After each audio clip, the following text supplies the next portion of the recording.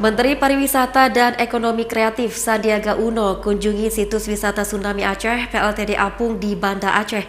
Kemenparekraf akan menjadikan situs Tsunami sebagai wisata edukasi bagi generasi muda dan juga menggandeng berbagai pihak untuk memperbaiki fasilitas situs Tsunami PLTD Apung yang mulai dimakan usia.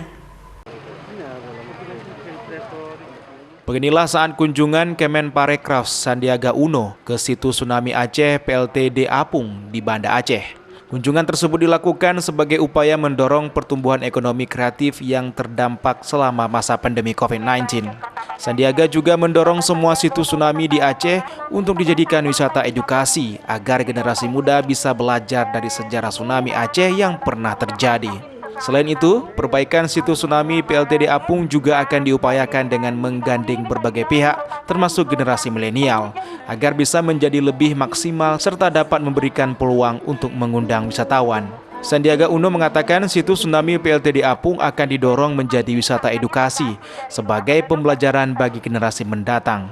Pihaknya juga menggandeng para pihak untuk memperbaiki situs PLTD Apung agar lebih baik lagi. Saya melihat potensi untuk pengembangan ke depan, terutama dengan dibukanya pariwisata kembali dan ekonomi kreatif, wisata berbasis sejarah atau wisata berbasis pengetahuan edukasi ini sangat dibutuhkan.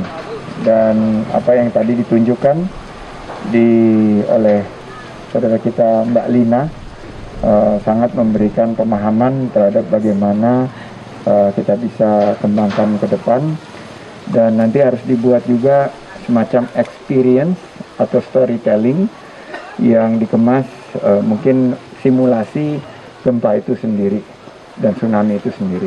Ini kita bisa bekerja sama dengan BMKG dan tahun depan kami akan mengajukan Indonesia sebagai tuan rumah dari konferensi besar tentang kebencanaan.